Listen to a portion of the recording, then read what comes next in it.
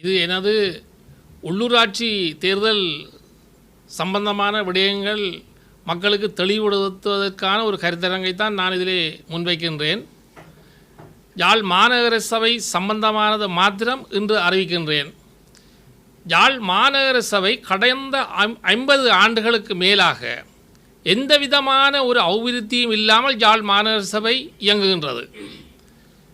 யாழ் மாநகர சபையிலே 2010ஆம் ஆண்டு தேர்தல் முடிந்து நடந்த முதலாவது தேர்தல், அதற்கு பிறகு வந்த தேர்தல் 15ஆம் ஆண்டு வந்த தேர்தல், இன்றைக்கு 10 ஆண்டுகள் தேர்தல் நடந்து 2 ஆட்சிகள் நடைபெற்றன.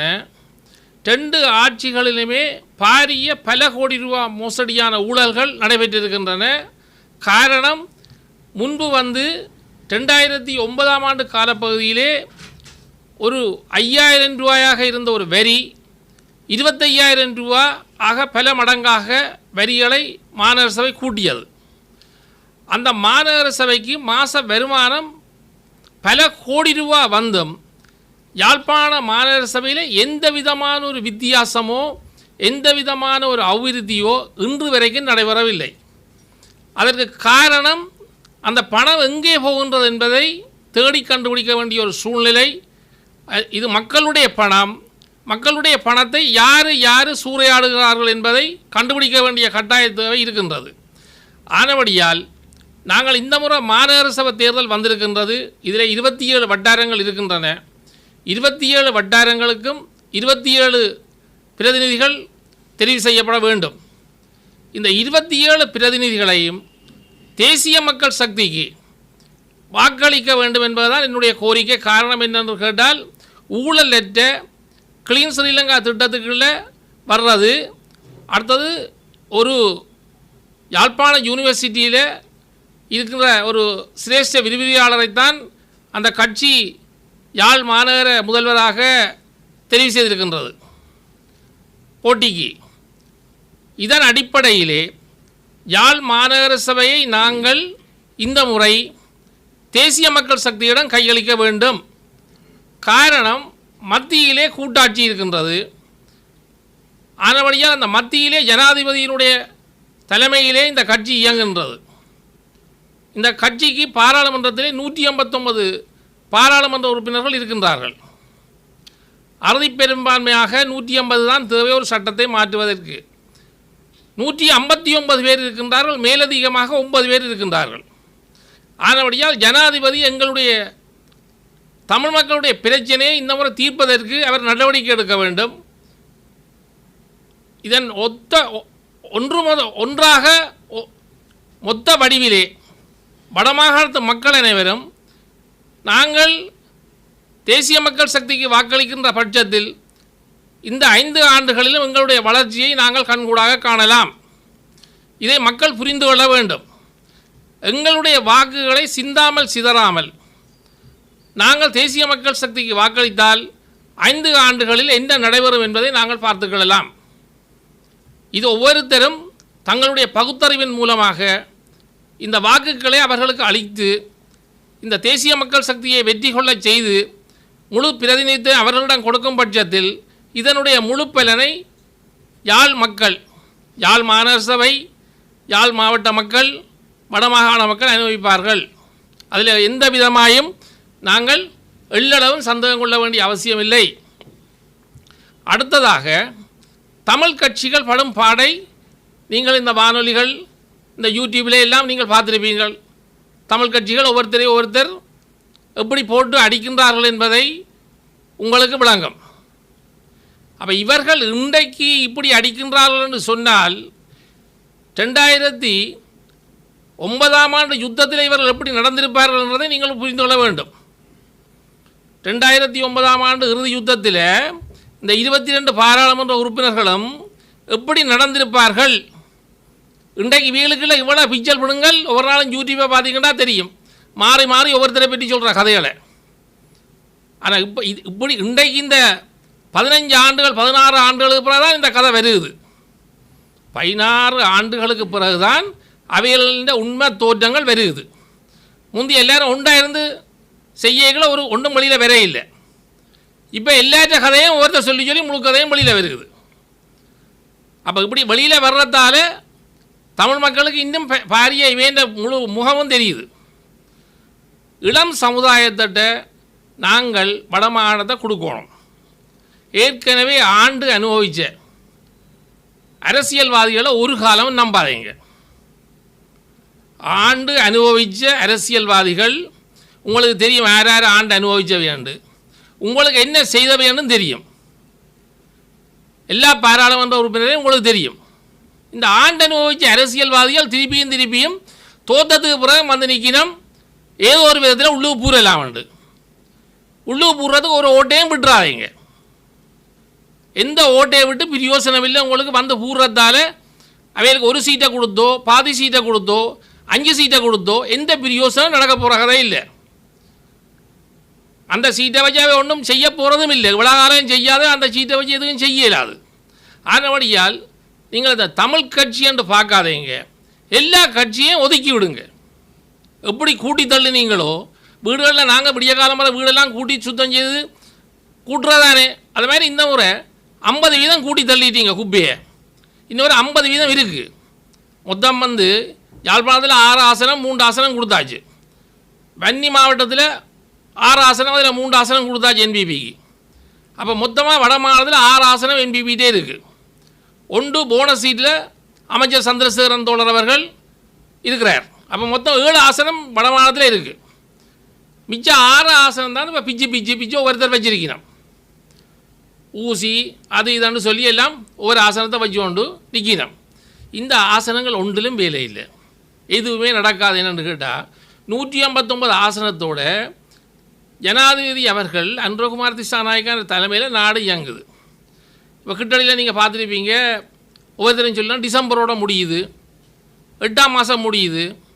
ஏன் டிசம்பருக்கு 8ஆம் மாதத்துக்கு முடிகிற ஒரு ஆட்சியை இன்றைக்கே கவுக்கலாம் தானே? வேல் ஜனாதிபதியை கவுக்கணுமெண்டா சக்தி இருந்தால் இன்றைக்கே நீங்கள் கவுக்கலாம். அப்போ அது தேர்தலுக்காக சொல்கிற கதை. இந்த கதையிலொண்டே மக்கள் நீங்கள் நம்பி பிரயோசனம் இல்லை என்று கேட்டால், இந்த ஆட்சி அந்த காலம் வரைக்கும் எள்ளளவும் கடுகளவும் சிதறாமல் அந்த 5 வருஷம் அப்படியே இருக்கும். அந்த 5 வருஷத்தில் நாங்கள் பலனை அனுபவிக்கணும்னு சொன்னால், நாங்கள் எங்களுடைய மாநகர சபையை முற்று முழுதாக 27 சீட்டை நாங்கள் என்பிபிக்கு கொடுக்கணும். அது ஊழலற்ற மிக தெளிவான கட்சி. ஊழல்ன்ற கதைக்கே இடமில்லை. இப்போ கிட்டடியில் வந்து ஒவ்வொருத்தரும் அவைக்கு பேச தெரியாது, பாராளுமன்ற உறுப்பினர்களுக்கு கதைக்க தெரியுதில்லை, வடிவாக கதைக்கினவில்லை. அவைகள் கதை குறைச்சி கதைச்சாலும் பரவாயில்லை. அவைகள் இந்த விதமான வேறு ஒரு பிரச்சனையும் இல்லையே. நீங்கள் கூட கதைச்சி தானே எங்களை கொண்டே கவுட்டு கொட்டிட்டீங்க. 1.5 லட்சம் மக்களையும் முடிச்சு எங்களையும் ஏமாற்றி இந்த 3 எம்பிமாருக்கு ஏமாற்ற தெரியாது. அவைகளுக்கு ஏமாற்ற தெரியாது, என்பிபிக்கு ஏமாற்ற தெரியாது, களவெடுக்க தெரியாது, பொய் சொல்ல தெரியாது, இல்லாததை இருக்குன்னு சொல்ல தெரியாது.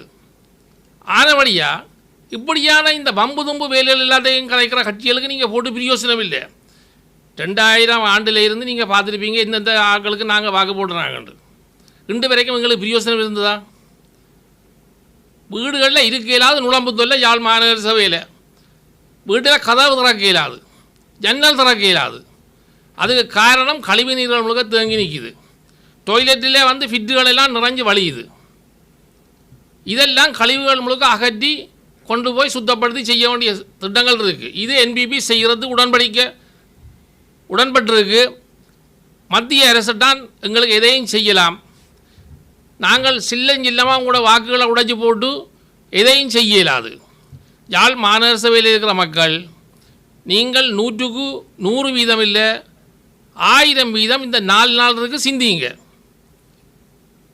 மற்றது எங்களோட கிளீன் ஸ்ரீலங்கா திட்டத்துக்குள்ள நாட்டில் வந்து நாங்கள் எங்களுக்கு ஸ்டிக்கர் ஒட்டுற இல்லை, போஸ்டர் ஒட்டுற இல்லை. என்பிபி தேசிய மக்கள் சக்தி இந்த போஸ்டர்கள் எதுவுமே ஒட்டுற இல்லை. ஆனபடியா நீங்கள் போஸ்டர் இருக்குது தானே இப்போ விளம்பரம் செய்யலை அதுன்னு யோசிக்காதீங்க. விளம்பரம் தேவையில்லை, எங்களுக்கு இருக்கிற விளம்பரம் காணும்.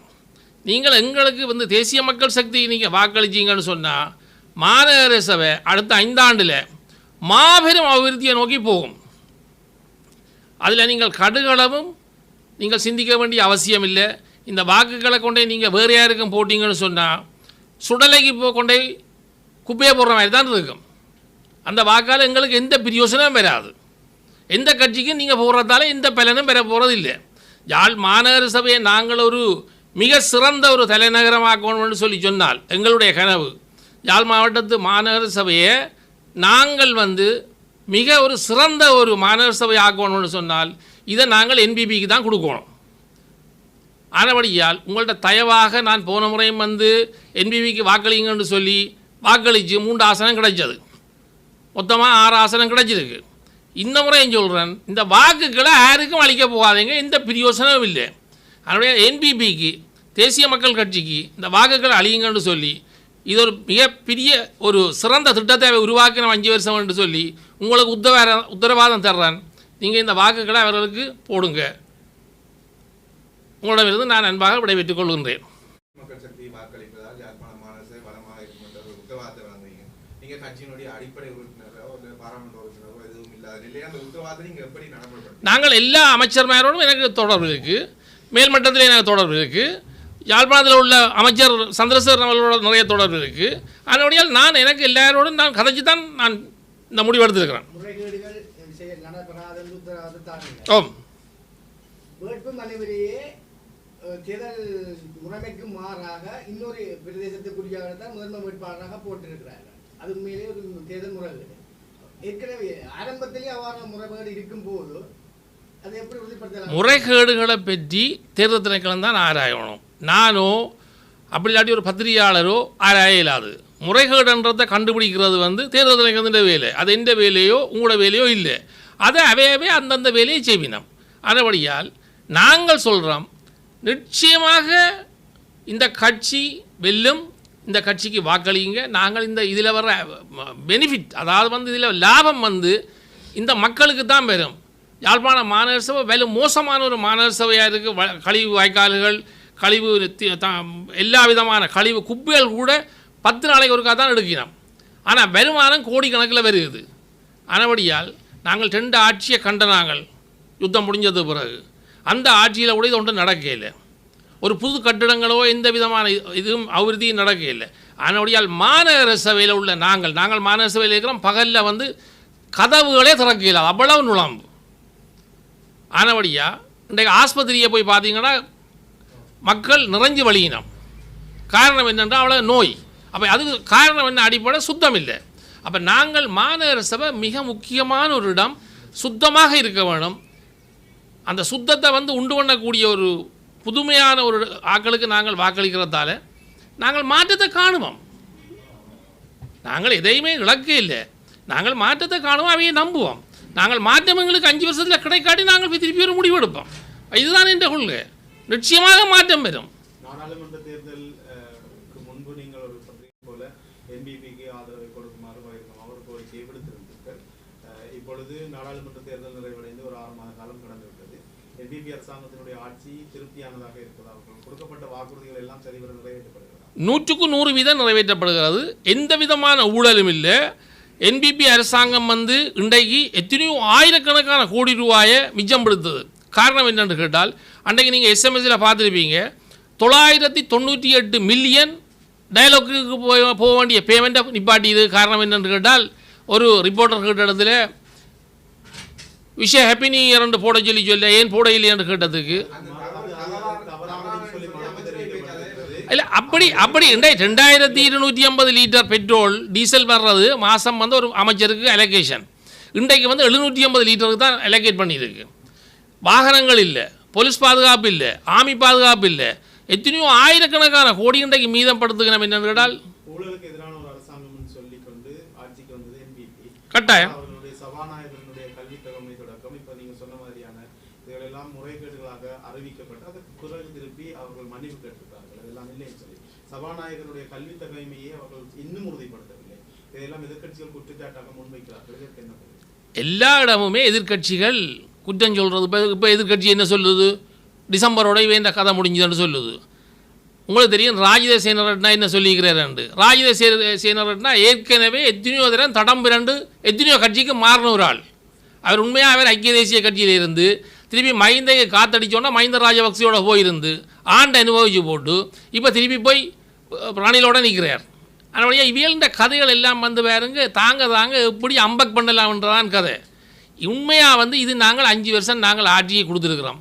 5 வருஷத்தில் எங்களுக்கு எங்களுடைய நாட்டு இன்றைய ஜனாதிபதி அன்றகுமார் திசாநாயக்கா எங்களுக்கு என்ன செய்ய போகிறேன்றது நாங்கள் அவரை நம்ப வேண்டிய கட்டாயத்தில் இருக்கிறோம். என்னென்று கேட்டால் ஒரு காரணம் இருக்கின்றது, அவர் ஒரு போராளி.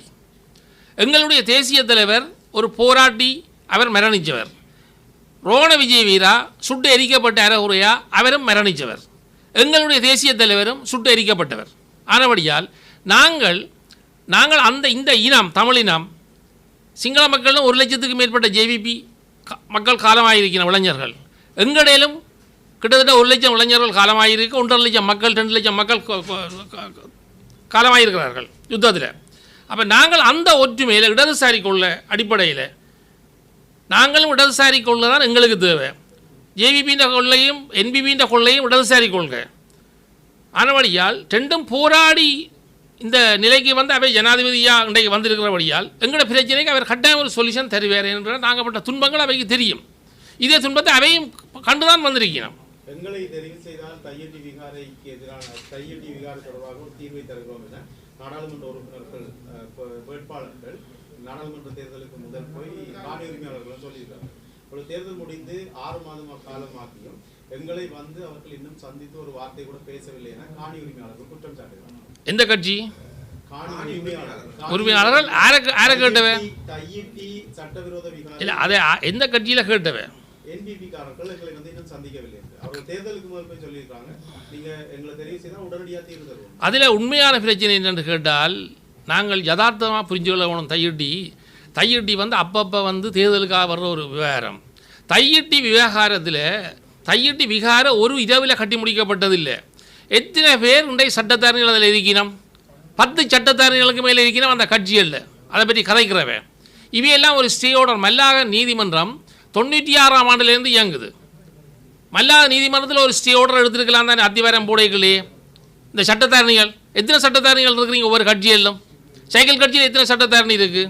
தமிழரசு கட்சியில் எத்தனை சட்டத்தாரணி இருக்குது? அப்போ இவையில் அதுக்குரிய நடவடிக்கை எடுக்காமல் இந்த தேர்தல் வர்ற காலத்தில் மட்டும் இந்த தையிட்டி விகாரை என்றது ஒரு புத்த சமயத்தில் ஒரு விகாரையாக நாங்கள் கோயில் கட்டுற மாதிரி அதை கட்டிட்டோம். அதில் சரி இருக்கலாம், பிழை இருக்கலாம். ஆனால் அந்த சரியை பிழைன்னு நாங்கள் சொல்லி வாதாட வரே இல்லை. ஆனால் அதை கட்டி முடிக்கும் வரைக்கும் வேண்டித்திர கொண்டவன் கட்டி முடிச்சு அதுக்கு கும்பாசம் முடிஞ்சதுக்கு பிறகு தான் நீங்கள் இந்த தையிட்டி என்று விளையாட இதன்றீங்க. என்பிபி நாடாளுமன்ற உறுப்பினர்கள் சந்திக்கத்தான் வேணும் என்று சொன்னால் அவர்கள் போய் சந்திப்பார்கள். சந்திச்சு வந்து முடிவெடுக்கிறதுக்கு வந்து அது குற்றம் வந்து அவை என்ன ரீதியில் அவை வந்து வேறு கட்சிகளுடன் நின்று சொல்லினோம். அவை வந்து சைக்கிள் கட்சி வேறு கட்சியில் அவைக்கு பின்புலத்தில் இருக்கணும். மாதிரி அவை வந்து இந்த உறுதியை விழாக்காலம் 15 வருஷம் இங்கே வச்சிருந்தவன் அவைக்கு தெரியாதா நீதிமன்றம் இருக்குண்டு. நாங்கள் இலங்கையில் வந்து சட்டத்துறை வந்து என்னத்தை நாங்கள் செய்தாலும் சட்டத்துக்குள்ளே போனோம்னு சொன்னால் எங்களுக்கு ஒரு தீர்மானம் பெறும் கட்டாயம். அது ஒரு தீர்மானம் பெறாமல் இருக்காது. ஒரு ஸ்டே ஆர்டர் ஒரு நாளில் எடுக்கலாம். காலம்பரை நாங்கள் நீதிமன்றத்துக்கு ஒரு ஸ்டே ஆர்டரை கொடுத்தோம்னு சொன்னால் நீதிபதி அவர்கள் பின்னேறதுக்கு அந்த ஸ்டே ஆர்டர் சரியாக இருந்தால் சைன் பண்ணுவார் நீதிபதி.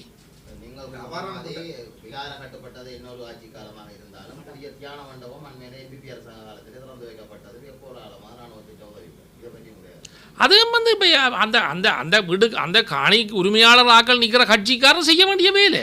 அந்த காணி உரிமையாளர் இது வந்து நீங்க தையிட்டி விகாரைக்கு தீர்வு தருவோம்னு சொல்லி சொன்னவங்க. ஆனா இன்னும் 6 மாச காலமா போய் சந்திக்கல. நீங்க பரிந்துரைப்பீங்களா அவங்களுக்கு போய் சந்திங்கன்னு சொல்லி? நான் அதை பற்றி நான் மேலிடத்தில் நான் இங்கே கதைக்கணும்ன்ற இல்லை. நான் மேலிடத்தில் கொழும்புலையும் கதைக்கலாம், பிரச்சனை இல்லை. அது கதைக்கலாம். ஆனால் உண்டு நாங்கள் இடிக்கிறன்றது ஒரு காலம் நடக்காத கதை. பகல் கனவு காணக்கூடாது விகார இடிபடும் என்று சொல்லி நாங்கள் ஒரு காலம் நாங்கள் சொல்ல தயாரில்லை. சட்டவிரோதமாக கட்டப்பட்டன்னு தெரிஞ்சும் அதன் பின்னரான காலப்பகுதியில் இப்போ அண்மையில் 3-4 மாதத்துக்கு உட்பட்ட காலப்பகுதியில் தங்கு மடம் கட்டப்பட்டது. அப்போ அது சட்டவிரோதமாக தெரிஞ்சு நீங்கள் என்ன சட்டவிரோதம்? இப்போ நாங்கள் வந்து பாருங்க மாநகர சபையில் ஒரு மதிலுக்கு ஒரு அத்திவாரம் போட்டோடனே மாநகர சபை வந்துடுதுங்க. அப்போ இன்றைக்கு இல்லை அந்த கதையை விடுங்க. இப்போ அரசியல்வாதிக்கும் கட்டடத்துக்கும் எந்த சம்பந்தமும் இல்லை. அந்தந்த பிரதேச சபைகளுக்கு தான் கட்டடத்துக்கு பவர். பிரதேச சபையில் பெர்மிஷன் எடுக்கணும். அப்போ பிரதேச சபை என்ன செய்தது? இந்த இந்த இந்த நீங்கள் சொல்கிறீங்க சட்டவிரோதமாக கட்டுறதுண்டு. அப்போ பிரதேச சபைகளும் இந்த இந்த இதுகளை அனுமதியை கொடுக்குற நிறுவனங்களும் கைலஞ்சம் வேண்டிக் கொண்டு செய்யுது. அவை சொல்லணுமே முதல்ல எங்களுக்கு பதில். காணி உரிமையாளர்கள் குற்றச்சாட்டு முன்வைக்கணும். இது வந்து உயர் பாதுகாப்பு வலயமா இருக்க கட்டப்பட்ட அடுத்ததாக நீதிமன்ற தடை உத்தரவு பெறுவதில் ஒரு சிக்கல் இருக்கு. குருந்தூர் மலையில் இருக்கக்கூடிய விகாரம் வந்து நீதிமன்ற தடை உத்தரவு மீறி தான் கட்டப்பட்டது. இதுல எப்படி அந்த உத்தரவு வருகிறார்? குருந்தூர் மலை சம்பந்தமானது குருந்தூர் மட்டும் அது திருவண்ணாமலை மாவட்டத்துக்கு உரியது, முல்லைத்தீவு மாவட்டத்துக்கு உரியது. இது வந்து மல்லாக நீதிமன்றத்துக்கெல்லாம் இந்த இது வரும். மல்லாக நீதிமன்றத்தில் ஏதாவது நீங்கள் இதுவரைக்கும் இன்று வரைக்கும் இந்த காணிக்காரர் ஒரு வழக்கு தாக்கல் செய்திருக்கணுமா? ஏன் செய்யல? ஏன் ஒழிச்சு கொண்டு திரிகிறீங்க? ஏன் அரசியல்வாதிக்கு பின்னுக்கு திரிகிறீங்க?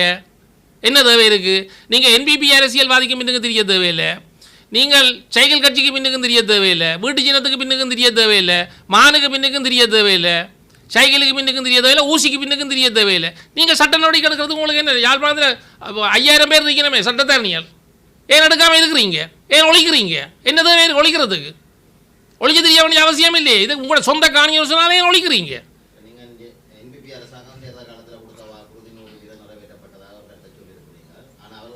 100% நிறைவேற்றப்பட்டதோ 100% 99% பட்டதோ இப்போ 6 மாதம்தான். நீங்கள் வடிவா விளங்கணும். 5 வருஷ கால ஆட்சி 2010ஆம் ஆண்டுலேருந்து யாழ்ப்பாணத்தில் என்ன நடந்திருக்குன்றது நீங்கள் பத்திரிகையாளர் அவ்வளோ பேருக்கும் தெரியும். ஆனபடியால் நாங்கள் இப்போ 5 மாதத்தில் 6 மாதத்தில் அவைகளுக்கு வந்து இப்போ பொருளாதார நெருக்கடி எல்லாம் இருந்து இப்போ தான் அவர்கள் எல்லா அலுவலும் பார்த்துக்கொண்டிருக்கிறோம். இப்போ அந்த IMF-ன் பிரச்சனை அதெல்லாம் சோர்ட் அவுட் பண்ணி வருது.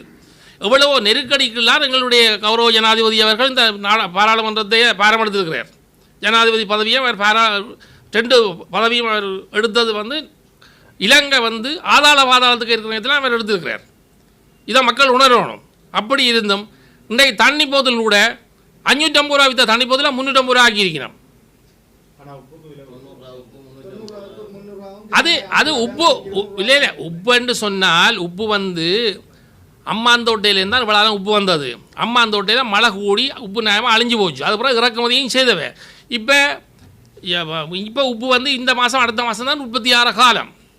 அதை வந்து இப்போ 5000 ஏக்கருக்கிட்ட எலிஃபென்ட் பாஸும் குறிஞ்சாத்தீவும் இருக்குது. இதை விட அராலித்துறையில் ஒரு உப்பளம் இருக்குது. இதை விட செம்மணியில் ஒரு உப்பளம் இருக்குது. உங்களுக்கு ஞாபகம் இருக்கோ தெரியாது, விடுதலை புலிகள்ன்ற காலத்தில் ஆனவர்கள் சண்டை நடந்து இருந்த காலத்தில் ஜாழ் மாவட்டத்தில் 9 லட்சத்துக்கிட்ட மக்கள் இருந்தது. 9 லட்சம் மக்களில் உப்பு வந்து இந்த செம்மணியும் இந்த அராலித்துறையும் தான் உப்பு கொடுத்தது. நாங்கள் ஒரு காலம் உப்பு இம்போர்ட் பண்ண இல்லை. உப்பு கொழும்புலேருந்து ஏற்ற வேணாம்னு சொல்லி உப்பு கொழும்புலேருந்து ஏற்றுனதும் கிடையாது அந்த காலத்தில். இங்கே தாராளமாக உப்பு இருந்தது. அப்போ மக்களும் விளைவிச்சு கொடுத்தவன். அப்போ எங்களோட இளைஞர்களும் வந்து பாருங்க, நீங்களும் வந்து முயற்சி செய்யணும் பாருங்க. நீங்கள் முயற்சி செய்யாமல் எதையும் கேட்கலாது. இப்போ இந்த செம்மணி பாருங்க என்ன 20 வருஷமாக கிடக்கு. ஒரு அப்ளிகேஷனை கொடுங்களேன் நீங்கள் எல்லோரும் சேர்ந்து. எங்களுக்கு நாங்கள் ஒரு 20-50 பேர் எடுத்து செய்கிறோம். ஏன் செய்யாமல் இருக்கிறீங்க? நீங்கள் ஏதாவது வாழ்க்கையில் உங்களுக்கு கோரிக்கை வச்சுக்கிறீங்களா? இளைஞர்கள் இன்றைக்கு இருக்கிற இளைஞர் சமுதாயம் ஏதாவது ஒரு கோரிக்கை வைக்கிறீங்களா அரசாங்கத்திட்ட? ஏன் வைக்காமல் இருக்கிறீங்க? வையுங்களன் கோரிக்கையில். இந்த அராலி வழியில் கிடக்கு உப்பளம் ஒரு கோரிக்கையை வையுங்க. ஒரு 50 பேர் சேர்ந்து நாங்கள் அந்த உற்பத்தி செய்ய போகிறோம், எங்களுக்கு பங்கிட்டு அடிவில் 35 வருஷம் குத்தகைக்கு தாங்கன்னு கேளுங்க. ஏன் கேட்காமல் இருக்கிறீங்க? உங்களுக்கு கேட்கறதுக்கு உரிமை இருக்குதானே? நீங்கள் விலை ஊறத்தை தான் கதைக்கிறீங்க. நாங்கள் ஏன் உற்பத்தி செய்யக்கூடாதுன்றதை சொல்லுங்களேன். நீங்கள் கேளுங்க, கேட்டு கிடைக்காடி எங்களோட கதையுங்க. நிச்சயமாக இந்த அரசாங்கம் கட்டாயம் உங்களுக்கு எல்லா அலுவலும் நீங்கள் கேட்குற உதவிகள் செய்யும்.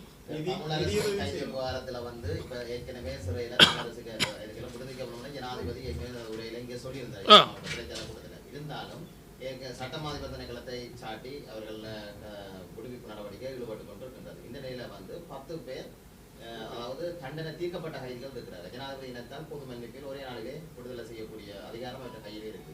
ஏன் அவர் விடுதலை செய்யவில்லை? அது நீங்கள் கேட்குற கேள்வி ஒரு நியாயமான கேள்வி, உண்மையான கேள்வி. மனச்சாட்சிக்கு நீங்கள் அது உண்மையாக அதை விடுதலை செய்யணும் என்றால் அந்த யுத்தம் முடிஞ்சுது. இது சம்பந்தமாக நாங்கள் ஜனாதிபதியை எல்லோரும் ஒரு நாளைக்கு நீங்கள் வாங்க, பேப்பர் ரிப்போர்ட்டர்ஸ் எல்லாம் இந்த எலெக்ஷன் முடியட்டும், தேர்தல் முடிய நான் எந்த கணக்கில் கூட்டிகிட்டு போகிறேன்.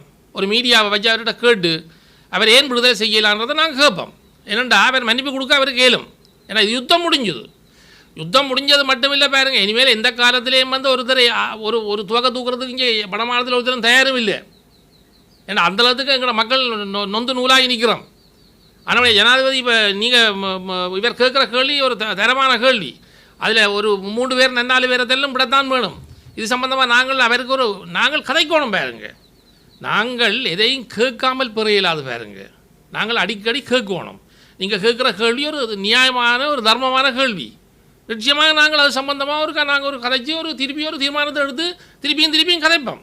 கதைச்சி நாங்கள் அந்த விடுதலையை நாங்கள் கொண்டுடலாம். ஏன்னா அந்த 10 பேரை விடுதலை செய்யலாம். அவர் ஏற்கனவே அது விடுதலை செய்யக்கூடிய ஒரு நிலையிலான் இருக்குது. ஏன்னா அது பொது மன்னிப்புன்ற அடிப்படையில் அதை விடலாம். அதில் மாற்று கருத்துக்கிடம் இல்லை.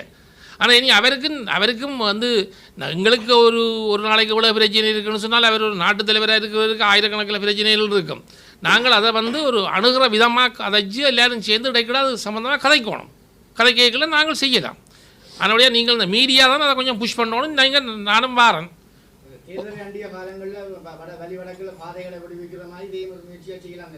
செய்யலாம். நாங்கள் அது சம்பந்தமாக நான் இன்றைக்கு இல்லை அது கதைக்கக்கூடிய ஒரு மாதிரி இது எங்களுக்கு செய்யக்கூடிய ஒரு அலுவல், செய்யலாத அலுவல் என்று இல்லை. மாதிரி அவர் சொல்லியிருக்கிறார், தான் சகல காணிகளையும் விடுவன்னு சொல்லியிருக்கிறார். சகல காணிகளையும் தான் விடுவன், தனக்கு ஒரு காணியும் இங்கே மக்கள்கிட்ட காணிகள் சுத்தமான காணிகள் யாவுமே முற்றாக விடுவிக்கப்படும் சொல்லியிருக்கிறார். அதை விட்டு கொண்டிருக்கணும். மிச்சத்தையும் நாங்கள் விடுதலைக்கு நாங்கள் கேட்கலாம்.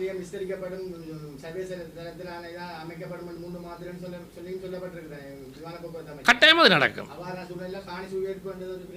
இல்லை அது இப்போ என்னென்னு கேட்டால் இப்போ லேட்டஸ்ட் டெக்னாலஜியில் எங்களுக்கு இருக்கிற ஏர்போர்ட்டே காண வேண்டாம். எங்களுக்கு ஒரு பக்கம் கடல் தானே இருக்குது. எந்த பெரிய விமானமும் கடலால் இறங்கலாம். இருக்கிற காணி மிச்சமாக காணும். அதில் மாற்றுக்கிறதுக்கு இல்லை. என்னென்னு கேட்டால் எங்களுக்கு ஒரு பக்கம் இல்லை கடல் வர்ற லேண்டிங் எல்லாம் கடலுக்குள்ளாலான் வரும். இறங்குறதுக்கு மட்டும்தான் தேவை. ஆனபடியால் நாங்கள் அடுத்த அவரோட நாங்கள் இந்த தேர்தல்களுக்கு நாங்கள் முழு ஆதரவை மக்கள் தெரிவித்து அவை இப்போ எங்களுக்கு ஒரு 5000 கோடி ரூபா ஒதுக்கி இருக்கிறோம். 5000 கோடி ரூபா இலங்கைக்கு எங்களோட வடமானதுக்கு தான் முதலாவது கூட ஒதுக்கி இருக்கிறோம். நான் இந்த இளைஞர்களோ இந்த யுவதிகள்கிட்ட கேட்குறது, நீங்கள் செய்ய வேண்டியது ஒன்று தான். இந்த தேசிய மக்கள் கட்சியின் ஆதரவில் நீங்களும் ப்ரொஜெக்டுகளை தயாரித்து தாங்க. நீங்கள் ஒவ்வொரு ப்ரொஜெக்டுகளை செய்யுங்க. செய்ய இயலாதுன்னு இல்லை. நீங்கள் கேட்டு கிடைக்காட்டி அதுக்கு நான் பொறுப்பு சொல்கிறேன். நீங்கள் கேளுங்க. நாங்கள் கேட்காம இருக்கக்கூடாது. நாங்கள் எதையும் கேட்டால் தான் கிடைக்கலாம் பாருங்க. நீங்கள் கடந்த ஆட்சியில் விடுவிக்கப்பட்ட வழிவடக்கு காணிகள் கூட இன்னும் அப்போ நீங்கள் விடுவிக்கப்பட்டன்னு சொல்லக்கூடாது. விடுவிக்கிறேன்னு சொல்லி விடுவிக்காமல் இருக்குன்னு சொல்லுங்கள். அது சம்பந்தமாக அந்த எல்லாரும் அதுக்கு ஒரு கடிதத்தை தெரிஞ்சு வச்சுருங்க. அந்த மீள்குடியேற்ற விடாமல் இன்னும் தடை செய்து கொண்டிருக்கிற காணிகள்ன்ற விவரங்கள் எழுதி அதுக்கு ஒரு லிஸ்ட்டை போட்டு எல்லாத்தையும் கையெழுத்தை வச்சு ஜனாதிபதிக்கும் அமைச்சர் சந்திரசேகரன் அவர்களுக்கும் தந்தீங்கன்னு சொன்னால் அதை நாங்கள் பேரப்படுத்தி கொழும்புக்கு அனுப்பி அதுக்குரிய நடவடிக்கை உடனே எடுக்கலாம். இல்லை அது இராணுவம் வச்சிருந்தால் பாருங்க, நாங்கள் கொஞ்சம் முயற்சி செய்தால் தானே நடக்கும். நாங்கள் இராணுவம் வச்சிருக்கேன்னு சொன்னால் நாங்கள் அதை எடுத்து காட்டணுமல்லோ. நாங்கள் ஒவ்வொரு விஷயத்தையும் எடுத்து காட்டினா தானே வேறு நடக்கும். நாங்கள் அதை விடுவிச்சிட்டு பண்ணிட்டு நாங்கள் அதை வச்சு கொண்டு இருக்கலாது. அப்போ நாங்கள் அது சம்மந்தமாக உடனே நீங்கள் எங்களுக்கு அந்த கடிதங்களை ஒரு எடுங்க. எடுத்து நாங்கள் அதை கொடுத்து நாங்கள் பேரம் காணாமல் ஆக்கப்பட்ட ஆக்கள்ன்ற உறவுகள் எல்லாரும் ஒருக்கா ஜனாதிபதியை சந்திக்கணும். அப்படி அதுக்கு ஒரு கூட்டத்தை நாங்கள் ஆர்கனைஸ் பண்ணி அரசாங்க அதிபர் மூலமாக நாங்கள் திருப்பி அது சம்பந்தமான எல்லாரையும் ஒரு அழைச்சி அது சம்பந்தமான ஒரு அறிக்கை எடுத்து தேர்தல் முடிய காணாமல் ஆக்கப்பட்ட எல்லாரையும் நாங்கள் மீடியாக்கள் மூலமாக ஒரு நாளைக்கு ஒரு மீட்டிங்கை அரசாங்க அதிபர் தலைமையில் அமைச்சர் தலைமையில் முதல் கூப்பிட்டு விசாரணையை செய்வோம். என்ன நடந்தது, எது நடந்ததுண்டு. அதுக்கு பிறகு ஜனாதிபதிகிட்ட கதைப்போம். இதுக்கு என்ன முடிவு சொல்கிறீங்க, இழப்பீடு தெரியலாதா இல்லை ஆக்கள் இருக்கணுமா இல்லையா, என்ன முடிவுன்றதை நாங்கள் கேட்கலாம். ஏன்னா இது ஒரு புதிய அரசாங்கம் தானே, எங்களுக்கு கேட்குறதுக்கு அதுக்கு ரைட்ஸ் இருக்குது மக்களுக்கு. நடுவில் இதை அப்படியே வச்சு கொண்டு இருக்கலாது. தேசிய மக்கள் சக்தி சார்பான பல்வேறு நீங்கள் வணங்கிறீங்க. உங்களை போன்ற பலர் அரசாங்கத்தின் வெளியிலே இருந்து அழுத்தங்களை தெரிவிக்கிறார்களா, இல்லாட்டி அரசாங்கத்தினுடைய தீர்மானங்களை முக்கிய பங்கு வகிக்கிறார்கள்? அவையில் ஒரு காலம் யாருக்குமே இந்த அழுத்தம் கொடுக்குறீங்கள பாருங்க. இந்த கட்சி எவர்கிட்ட ஒரு ரூபா காசை உதவி வேண்டினதோ ஒரு விதமான ஒரு அழுத்தத்தையோ கொடுக்குற இல்லை. அவையில் கிளீன் ஸ்ரீலங்கா திட்டத்துக்குள்ள ஒரு நோட்டீஸ் கூட விட்டவனால தான் சொல்லிக்கணும். எங்கேயாவது பாருங்க, யாழ்ப்பாண குடாநாட்டுகளில் என்பிபின்ற கட்சியின் ஒரு நோட்டீஸ் இருந்தால் அது ஒட்டி ஒரு ஸ்டிக்கர் எங்கே ஜனாதிபதியின் வருகையை முன்னிட்டு கிட்டத்தட்ட கூட்டத்திற்கான பதாகைகள் மற்றும் சுவரொட்டிகள் ஒட்டப்பட்டிருக்கு. அது ஜனாதிபதி வரையில் அது அதுக்குரிய ஆதரவாளர் யாரும் ஒட்டி இருப்பினதே கட்சி ஒரு காலம் விட்டாது. அதை வழி விளங்கிக்கலுங்க. கட்சி ஒரு காலம் நீங்கள் எங்கேயாவது ஒரு போட்டோ எடுத்தாங்க கட்சி ஒட்டுதண்டு அதே அது அது அது அது வந்து ஆறாத ஆதரவாளர்கள் ஒரு கோஷியா சேர்ந்து கொண்டே ஒட்டி இருக்கலாம். அதை நானும் கண்டேன். ஆனால் அதுக்கும் வந்து ஜனாதிபதி செயலகத்துக்கோ அல்லது அமைச்சரவைக்கோ அல்லது பாராளுமன்ற உறுப்பினருக்கோ இந்த சம்பந்தம் இல்லைன்னா அது கிளீன் ஸ்ரீலங்காக்கில் வர்ற திட்டம். இந்த முறை பாருங்க, இந்த சிவர் எல்லாம் எல்லாரும் ஒருத்தர் போஸ்டர் ஒட்டி இருக்கணும். எங்கேயாவது ஒரு என்பிபி ஒட்டி இருக்காண்டு பாருங்க.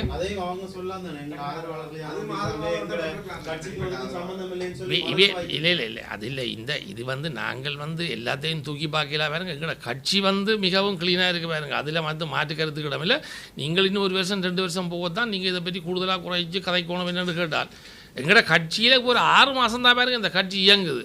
இன்னும் 1 வருஷம் 2 வருஷம் நீங்கள் பார்த்துட்டு நீங்கள் என்ன கேள்வி என்ன குறை இருக்குது என்ன குற்றம் இருக்குது உடனடியாக கேளுங்க.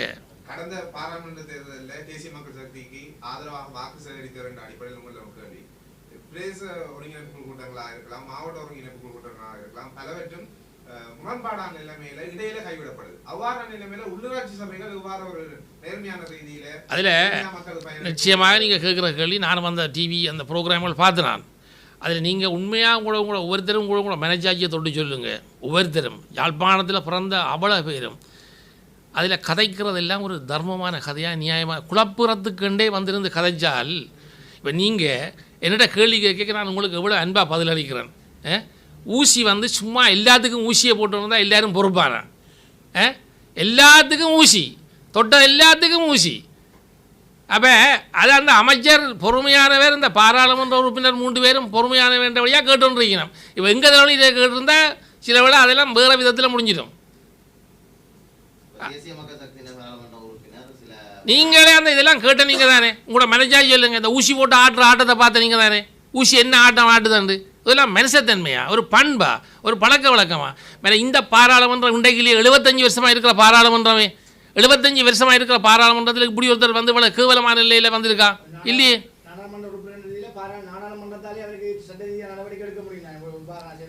அது அது கண்டும் காணாமல் இருக்கிறாண்டா எடுத்த உடனே அவையில் எது நடவடிக்கை எடுத்தாலும் உங்களுக்கு நீங்கள் சொல்லுவீங்க இப்படி ஒருத்தருக்கு எடுத்து போட்டீங்கன்ட்டு. அதனுடைய அவர்கள் ஒரு மனிதாயமான ரீதியாக கொஞ்சம் காலத்தை விட்டுட்டுனான். அவைகள் வந்து இதை எடுத்தாலும் நீங்கள் சொல்லுவீங்க என்ன இப்படி ஒருத்தருக்கு எடுத்துட்டீங்களே நீங்கள் எங்கட இனத்துக்கு தமிழ் இனத்துக்கு வேண்டுவீங்க. அதனுடைய நீங்களே கூட மனச்சாட்சிக்கு சொல்லுங்களேன் இது சரியா பிள்ளையாண்டு. அது அமைச்சர் பொறுமையானவர் என்றபடியே அவர் பொறுமையாக இருந்து கடைப்பிடிக்கிறார். அவ்வளோதான் எனக்கு தெரியும். அபிவிருத்தி சம்பந்தமான நீங்கள் கருத்துக்களும் எம்பிபி கட்சியினுடைய மாநகர முதன்மை வேட்பாளர் திருவுரையாளர் கபிலன் அவர்கள் ஊடக சந்திப்புகளில் கவித்து வருகிறார். இதுக்கான காரணம் என்ன என்பதை ஆனால் அவர் வந்து உண்மையிலேயே நான் அவரோட கொஞ்சம் பேசுகிறார். ஆனால் அவர் வந்து அது நான் எனக்கு என்ன காரணம் எனக்கு சொல்லதையே நான் கேட்குறேன். ஆனால் வந்து சரியான ஆள் வேலை இரவு 11 மணி 12 மணி வரைக்கும் வேலை செய்கிறார். விடிய காதால் 5 மணிக்கு வேலை வழங்குறேன். அவர் தான் நேர இந்த மாநகர சபை அலுவல் மாநகர சபையை விட வேறு பிரதேசங்களுக்குரிய வேலைகளை அவரே தானே போய் நின்று பார்த்து கண்காணித்து கொண்டு இருக்கிறார். கடும் வேலைப்பழுவில் இருக்கிறார் என்றதை நான் என்ற கண்கூடாக கண்டேன். நான் அவர் அப்படி ஒழிக்க வேண்டிய ஒரு தேவையும் இல்லை. எந்த விதமான குற்றமும் 1% கூட அவரில் எந்த குற்றத்தையும் யாரும் வைக்கையில் நான் வடிவாக விசாரித்து பார்த்தேன். அதனுடையால் அவர் மாநகர சபைக்கு யாழ்ப்பாண யூனிவர்சிட்டி பல்கலைக்கழகத்திலேருந்து வர்ற முதலாவது மாணவன் முதலாவது சிரேஷ்ட விரிவியாளர். அவரை நம்பி நாங்கள் கொடுக்கலாம்.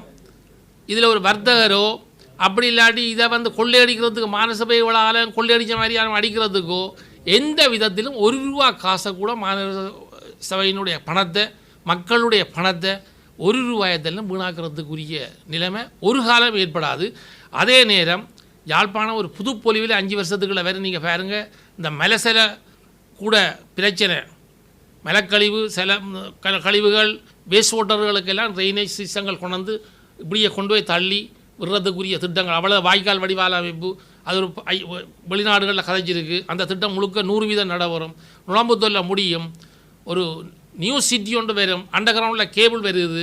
அதனுடைய நிச்சயமாக மக்களது பலனை நீங்கள் அளிக்கிற வாக்குகள் எல்லா பலனும் நிச்சயம் வரும் மாநகர சபைக்கு. அதில் மாற்று கருத்துக்கிடவில்லை. நீங்கள் நம்புங்கள் நடக்கும்.